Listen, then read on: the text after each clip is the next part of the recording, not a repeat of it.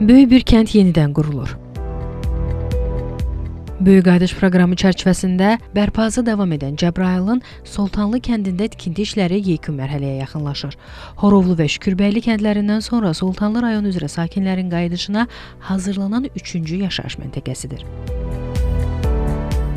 Soltanlı kəndinin təməli 2023-cü ilin noyabrın 24-də qoyulub. Araz çayının sahilində, Horadiz, Cəbrayıl, Zəngilan, Ağbənd magistral yolunun üzərində yerləşən kənd əlverişli coğrafi mövqeyi ilə seçilir. Kəndin yaxınlığında Əhmədbəyli, Horadiz, Mincivan, Ağbənd avtomobil yolu keçir. Həmçinin Araz vadisi iqtisadi zonası, sənaye parkının yaxınlığı buraya gələcək sakinlərin məşğulluğu üçün əlavə imkanlar yaradacaq.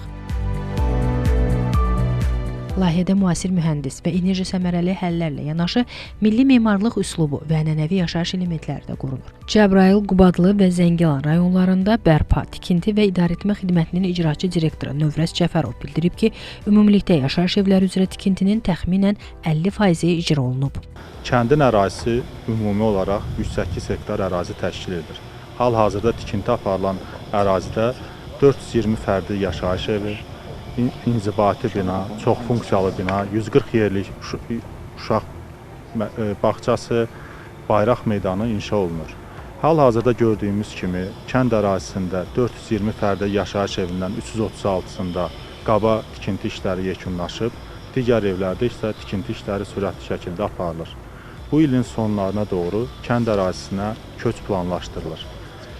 Kənd ərazisində fərdi yaşayış evləri 2, 3, 4, 5 otaqdan ibarətdir. Hazırda uşaq bağçası və çoxfunksiyalı binada tikinti işləri yekunlaşıb, dam və fasad işləri görülür. Sosial obyektlər üzrə işlərin ümumi icra səviyyəsi 30%-ə yaxındır. Tikinti sahəsində 400-ə yaxın işçi çalışır. Paralel olaraq yağış və sel sularının təhlükəsiz kənarlaşdırılması üçün drenaj sistemi və digər mühəndis kommunikasiya infrastrukturu qurulur. Şamxal Cəliloğlu, Ruzanna Kərimli, Xəzər xəbər.